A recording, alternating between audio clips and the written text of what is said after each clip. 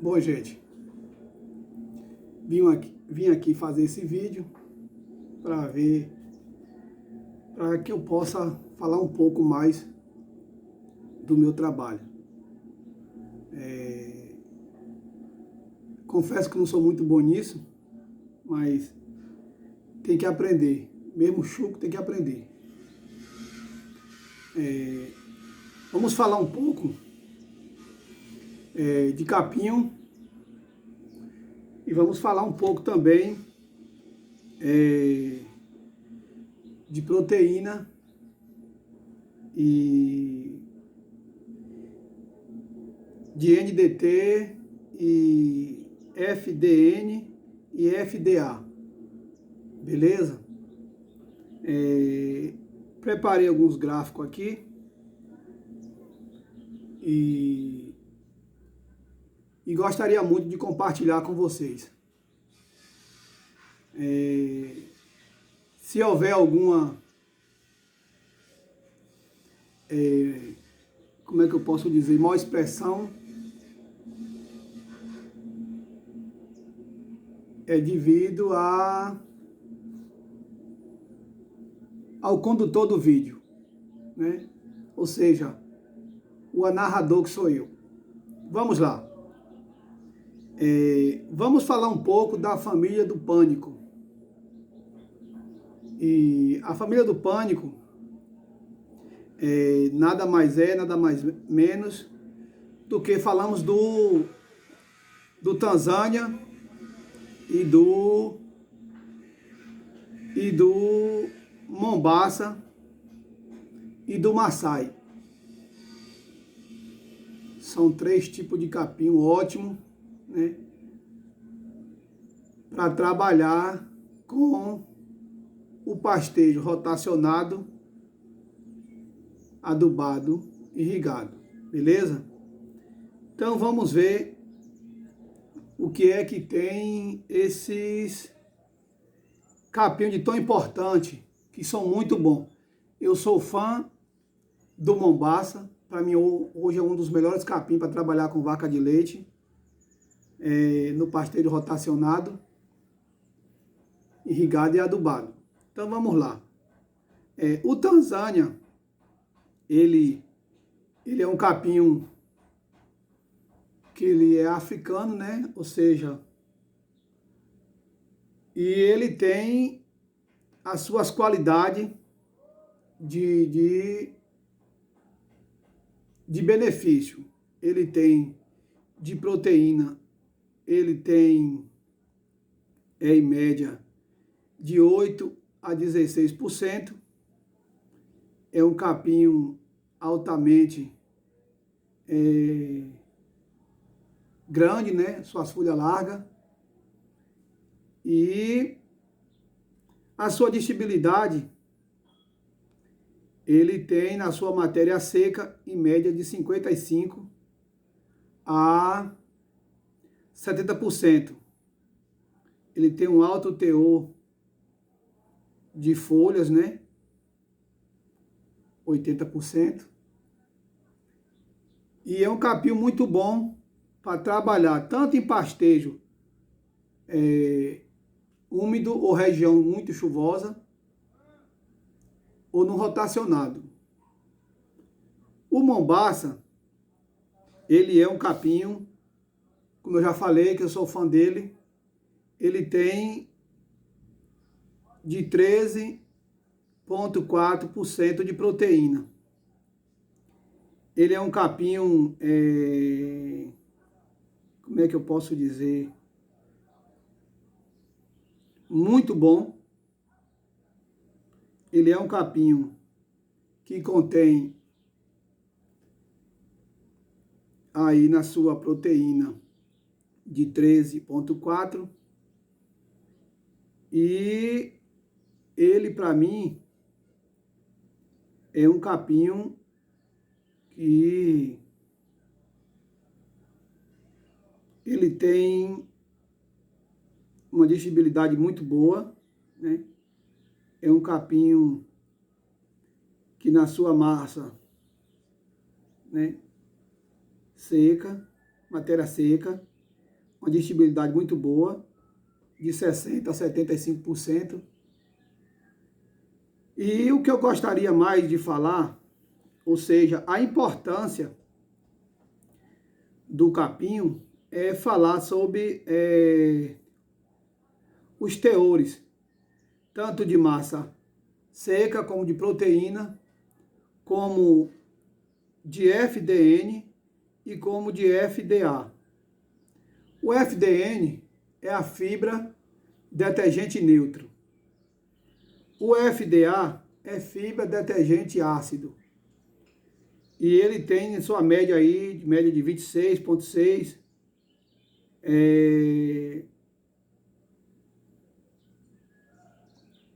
de 8 a 0,26%. Então, ele tem aí média de 70,82%. E na sua cultura, né, ele tem em média de 36%, que também ele é uma cultura do MG5, né, que é a mesma coisa do período de descanso de 60 dias a 70 dias. A sua rebrota é muito boa, né? Então ele tem tudo isso aí. E também falando também de período de descanso. Isso é muito importante. É o pastejo rotacionado ter o período de descanso da sua rebrota e também das recuperação das raízes radicular da planta. E uma coisa interessante é que, como é que eu faço, Zé? Para eu não tenho uma parte, eu não tenho uma região muito chuvosa e eu preciso trabalhar com capim que se adapta à minha região ou vai adaptar à minha região. Então vamos lá. Hoje é muito procurado, né?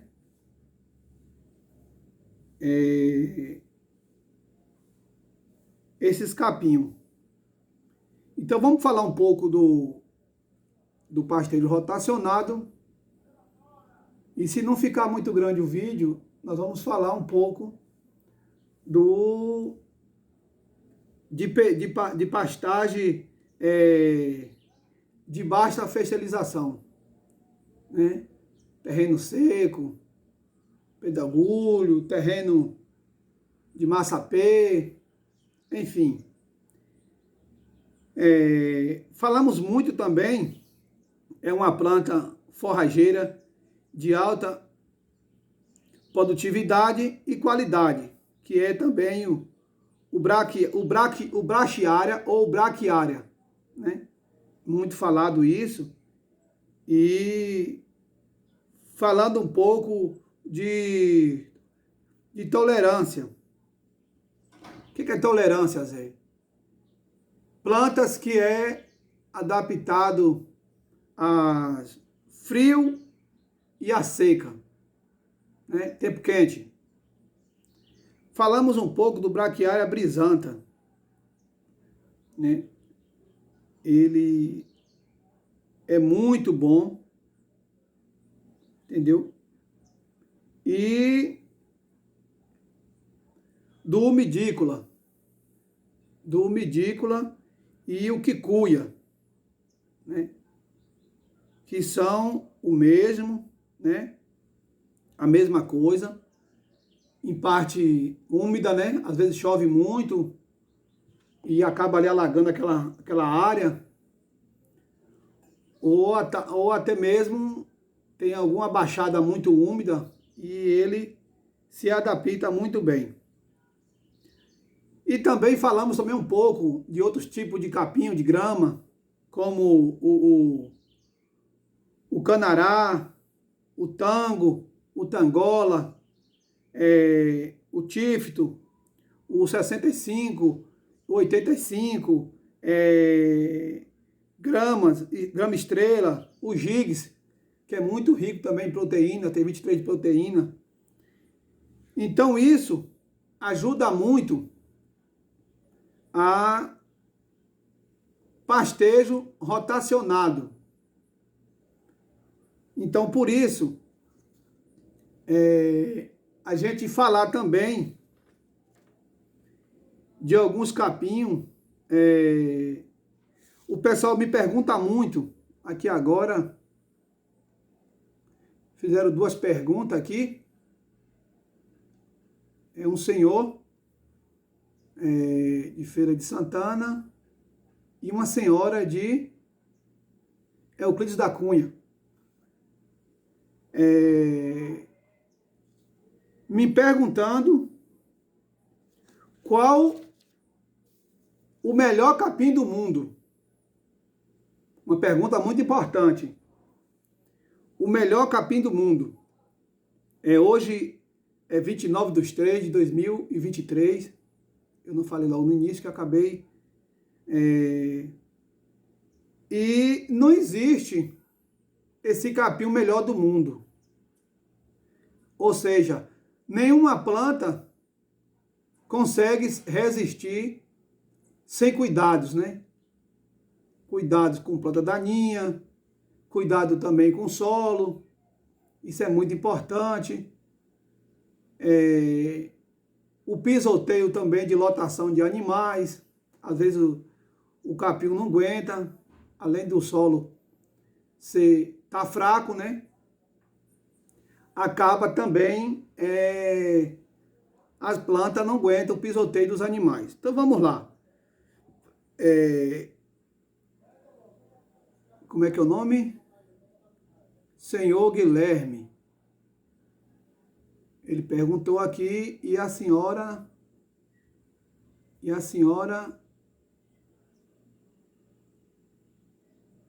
Fernanda. Seu Zé, qual é o capim melhor do mundo? Então vamos lá. As forrageiras, ou a forrageira, são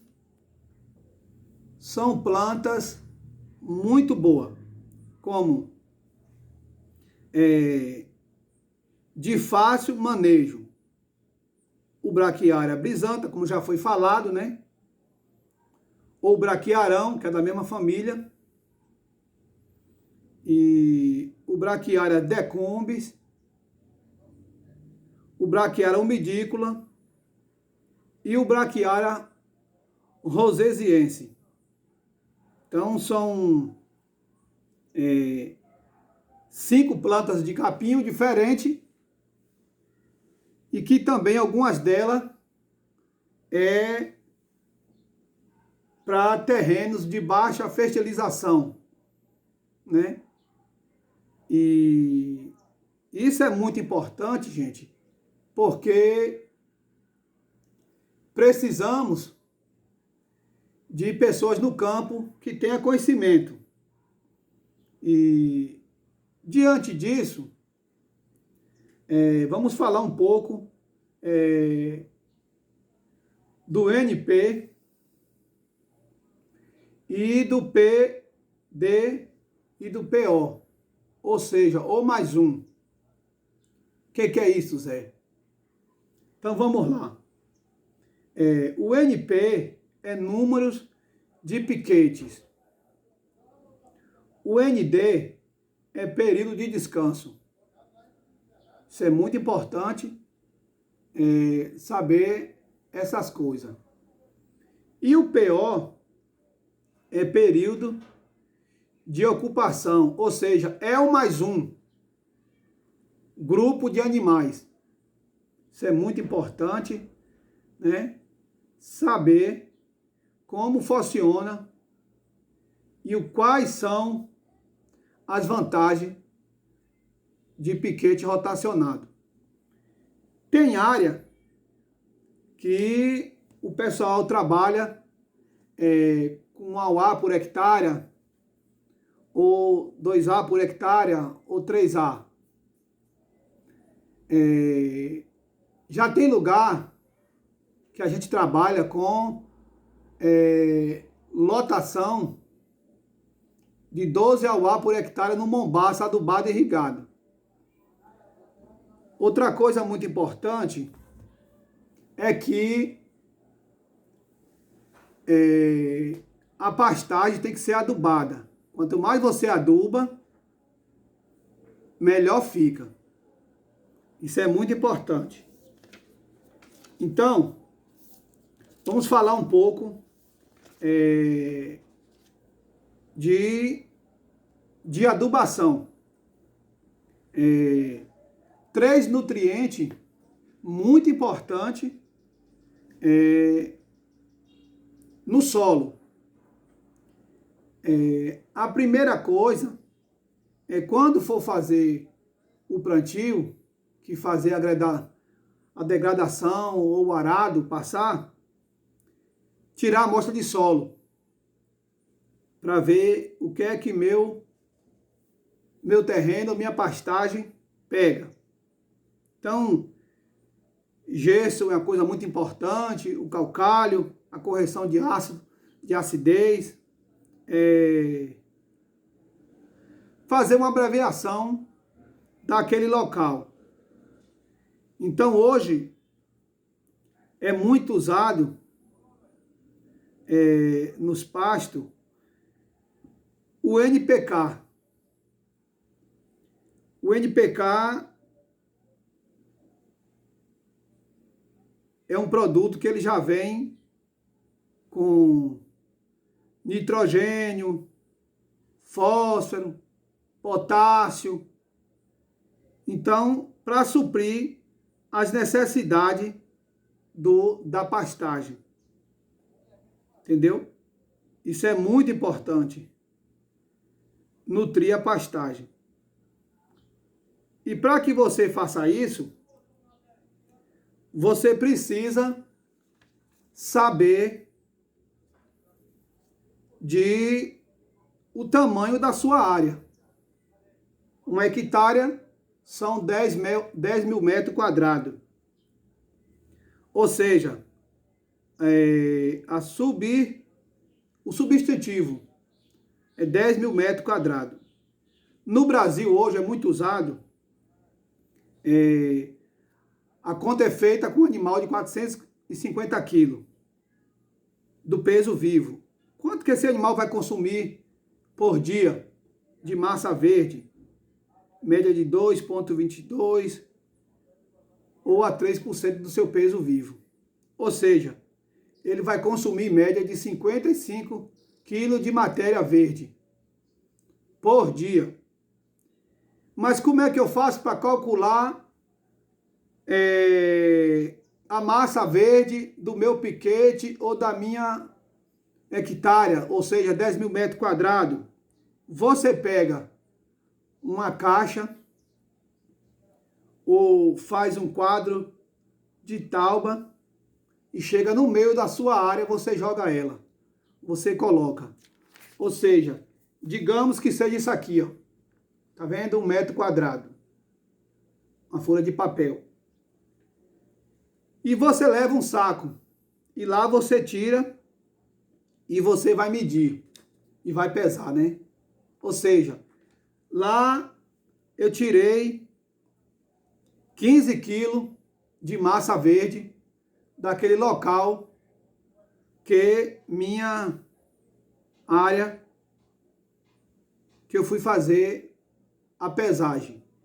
Então, se eu tenho 15 quilos de massa verde naquele local por metro quadrado, eu pego esse 15 quilos e multiplico por 10 mil metros quadrados, que vai dar 1.500 quilos de massa verde por hectare. Beleza? Isso é muito importante. Então eu tenho lá hoje, em média, nesse pasto, com um animal de 450 quilos, a matéria seca. A matéria seca é de 11 a 20% da matéria seca. Isso é no período verde. E eu tenho lá 80% de água. Beleza? Nesse animal. Período verde, 55 quilos. Então, quantos animais eu posso colocar nessa área, Zé? Se eu colocar 27 animais para comer em 1 hectare, isso é uma suposição e cálculo, uma conta. Cada animal desse consumindo 55 quilos de massa verde, vai chegar a um total de 1.485 quilos de massa. Ainda vai sobrar um pouquinho dessa hectare. Beleza? Então, o que é que acontece? E se eu pegar 12 animais comendo 55 quilos de massa verde nessa área, eu vou ter 660 quilos de massa verde consumida pelo esse animal. Então, é pouco. Então, o que eu quero dizer a vocês, a lotação não importa. O que importa é a saída do capinho. Qual é a altura que meu gado vai entrar para comer? De 70 a 80 centímetros de altura. E para ele sair, é de 45 a 50, vai ficar lá de altura. Quando vai ficando velho, esses resíduos, o que é que você faz? É passar a máquina. A vaca comeu e você vai passar a máquina ali quando ele tiver mais, o estalo mais verde, mais seco. Qual é o melhor horário para você trocar o gado de piquete? O pessoal usa muito 24 horas. Então, eu coloco ele hoje no primeiro piquete, depois da ordem da tarde, para comer. Que vai dar lá, em média, aí é hora mais de 3, 4 horas a vaca vai comer. A vaca come, em média, aí de 7 horas, descansa em média de 7 horas e remói aí em média de 7 horas. Ou seja, a vaca, ela remói. Quanto mais ela remói, menor fica as partículas e produz no seu corpo, em média de 180 litros de água. Então, o que eu quero chegar com isso? Que é onde muitas pessoas, às vezes, trabalham, às vezes, com cálculo que, às vezes, acaba não chegando naquele objetivo que você quer. Eu vejo muitas pessoas hoje saindo do piquete rotacionado irrigado por conta do carrapato. Hoje existe um controle sanitário muito bom e que vai depender do técnico que está acompanhando ali a propriedade. Eu gosto muito de falar sobre anotações. Você precisa ter um caderno ou um controle, depois você passa para o notebook, para o computador. Eu estou até um pouco aqui meio enrolado, eu não peguei nem o notebook. E o caderno de anotações. Caderno de anotações, que é muito importante, que é esse aqui, ó. Tá vendo? O caderno de anotações. Ou o caderno do produtor. Para você notar nascimento de bezerro, pesagem, cobertura, inseminação artificial, a monta natural, enfim. E eu vou falar um pouco da nutrição, que é muito importante, a guia de alimentação de vacas leiteiras. Por exemplo, falar da mandioca, que é muito importante, tanto a parte aérea e a parte do caule, que é muito boa. A parte também das raízes, quem quer fazer a silagem também, ou fazer a ração, e do capim, seja elefante, seja capim-açu, para fazer a silagem, né? Ou na trincheira, ou na superfície, ou em alguma coisa que você invente lá e que dê certo. Isso é muito importante. E também a compactação para tirar todo o ar, entendeu? Então, o próprio sorgo também, isso é muito importante. E qual é o tipo da silagem que eu preciso fazer isso? Qual o tipo da silagem? Então, silagem no siju, que é aqueles coisas que você faz de plástico, né? Ou de madeira ou de ferro. Depois você cobre com a lona, tira todo o ar e veda com a corda. Silagem do próprio milho, né? Milho hidratado ou reidratado. Então, tudo isso você precisa saber um pouco, né? Então, os aditivos mais usados durante o processo de silagem para um melhor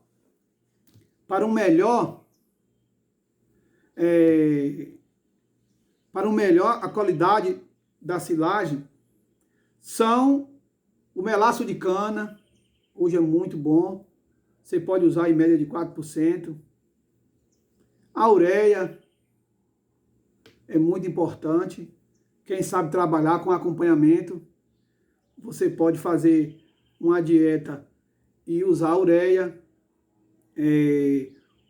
Você pode usar 10% do farelo de trigo, você pode usar 20% da cana, você pode também usar a cevada seca, 5%.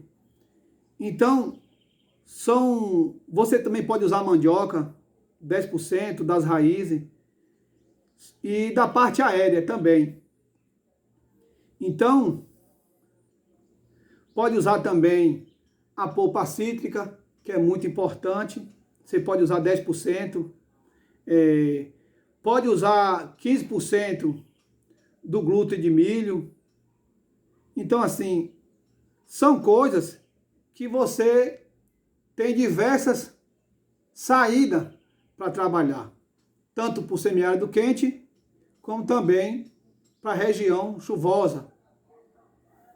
A palma, ela tem hoje, nas suas raquetes, 90% de água e 10% ela tem de alimento sólido, ou seja, matéria seca.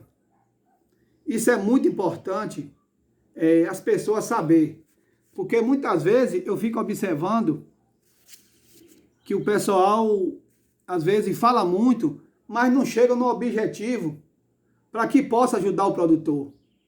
Às vezes quando chega ali no final, eles pegam e manda se inscrever, deixar o seu like, o seu joinha, que no próximo vídeo, não, aqui nós falamos e nós determinamos e chegamos a um ponto até o final do que você quer fazer na sua propriedade. Outra coisa importante é falar um pouco da linha de reprodução animal. Eu uso muito produto da MSD, Saúde Animal, nos protocolos de ATF. Uso também produto da Agene União. Por que Agene? Porque muitas vezes, e também produto da Ouro Fino. Por que eu estou falando isso? Porque muitas vezes você chega numa farmácia veterinária que ela não tem só o produto de protocolo de ATF, só da MSD. Às vezes tem um pouco da MSD, Saúde Animal, tem um pouco da Agene União, tem um pouco da Ouro Fino. Então, às vezes, fica até difícil para você adquirir o produto. Não é nem por falta, é porque muitas vezes a farmácia só trabalha com laboratório, não trabalha com protocolo de ATF, e fica um pouco, às vezes, difícil. Isso é muito importante você saber disso, entendeu? Então, hoje, para mim, eu tenho 3 laboratórios que eu trabalho. Mas se você vai perguntar assim para mim, ô Zé, qual o melhor hoje para você, que faz muito IATF? Eu uso muito e sou até suspeito a falar a MSD, Saúde Animal, né? Um abraço aí, pessoal da MSD. E também uso o produto da AG União. Também trabalho muito. E também uso da linha também da Ouro Fino, Saúde Animal. Isso é muito importante. Outra coisa que você pode fazer é na hora de você protocolar os seus animais. O horário de você fazer o D0, fazer o D9, fazer o D10 e o D11, que é o dia da inseminação. Eu gosto muito de fazer a inseminação no final da tarde, ou seja, na noite, de 6, 7, 8 horas da noite. Por que isso? Porque eu vou pegar um período mais frio. E isso também ajuda muito na fertilização, na hora de você colocar o sêmen no animal. Entendeu? Sempre no finalzinho da tarde, à noite, porque muitas vezes, mas está muito abafado, a correria do dia a dia, da primeira ordenha, da segunda ordenha. Mas não é direto, é uma vez, 2 no mês, entendeu? Isso é muito importante, entendeu? A parte do bem-estar e do conforto animal, o manejo desses animais. Então, fica aí essa dica para a gente trabalhar. Outra coisa importante é a guia de alimentação. Eu falo guia porque é a forma de eu falar. A guia de alimentação desses animais, que são muito importantes. Nós vamos tirar um dia para falar sobre as doenças e medicações. Qual a medicação que eu posso usar em tal doença? Entendeu? Falar um pouco também da saúde do animal. E vamos também falar sobre ração proteinada, né? Concentrado. Isso é muito importante. Só que às vezes vai ficar muito grande o vídeo, mas eu creio que é de grande avaliação para nós. Entendeu? De falar sobre as coisas mais interessantes. E falar também sobre tirar um dia para falar, fazer um vídeo sobre confinamento, sobre falar do alto grão, do puro grão, falar de confinar boi com volumoso e confinar boi com grão inteiro ou de alto grão. Então isso é muito importante, entendeu, gente? Eu não falei no início, que eu acabei também aqui sobre algumas coisas que às vezes as pessoas às vezes acham que a gente, às vezes, eu sou técnico em agropecuária, deixar bem claro, e tenho diversos cursos nessa instituição ou institucional, tipo CPT, Embrapa, Santa Fé, CMC, Educaponte. Então, assim, são várias instituições ou institutos que a gente trabalha, né? E isso não é curso de um dia nem dois, é de 2, 3 anos, entendeu? Isso é muito importante. Também curso pelo MEC, reconhecido em qualquer lugar do mundo ou do Brasil. Auxiliar de veterinário. Tranquei a faculdade de medicina veterinária por falta de condições financeiras. Ou seja, agora que eu estou tentando acabar, porque na pandemia também parou muito, eu fiquei muito tempo na pandemia parado, sem fazer nada. E agora, tanto os amigos pedir, cria um canal